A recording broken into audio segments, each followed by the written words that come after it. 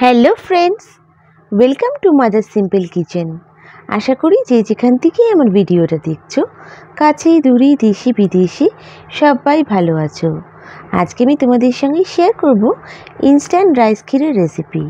হ্যাঁ বন্ধুরা, বেঁচে যাওয়া ভাত দিয়ে অনায়াসে এই সুন্দর মিষ্টিটা বানিয়ে ফেলতে পারো। এর জন্য আমার দরকার গুড়। এখানে আমি 250 গ্রাম মতন নলেন গুড় নিয়েছি। এটাকে কড়াইতে আমাকে মেল্ট করে নিতে হবে। যখন গুড়টা একদম গলে যাবে এর মধ্যে দুধ দিয়ে দিচ্ছি, 1 লিটার মতন দুধ দিয়েছি।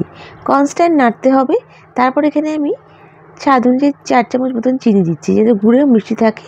তোমরা তোমাদের স্বাদ অনুযায়ী বাড়াতে বা কমাতে পারো। তারপর আমি এখানে অ্যাড করব বেঁচে যাওয়া ভাত। এখানে আমি বাসমতি রাইস নিয়েছি। বাসমতি চালের ভাতটা বেঁচেছিল আমার, ওটাই অ্যাড করেছি। তোমরা যে কোনো ভাতই অ্যাড করতে পারো।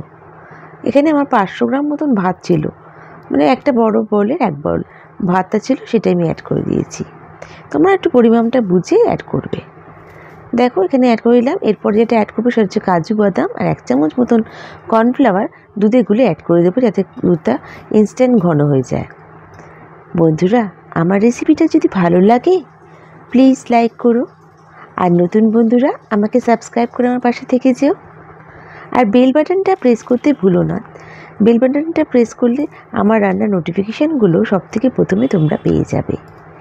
তোমাদের এক একটা লাইক কমেন্ট আমাকে মোটিভেট করে নতুন নতুন রেসিপি নিয়ে আসার জন্য। দেখো এই স্টেজে আমি নলেন গুড়টা অ্যাড করে দিচ্ছি। এটা লিকুইড নলেন গুড় যেটা হয় সেটা আমি অ্যাড করে দিলাম। এতে পায়েসের টেস্টটা খুব সুন্দর হয়ে যাবে। একটু যেই বয়েল হয়ে আসবে, ঘন হয়ে আসবে, আমি এটা সার্ভ করে দেবো। একটু কাজু দিয়ে দিচ্ছি উপর থেকে, আর একটু নলেন গুড় আর দিয়ে সার্ভ করছি। বন্ধুরা, আমার রেসিপিটা কেমন লাগলো আমায় কমেন্ট করে নিশ্চয়ই জানিও। নেক্সট রেসিপি নিয়ে আমি আবার হাজির হয়ে যাব। তোমরা সবাই ভালো থেকো, সুস্থ থেকো। বাই।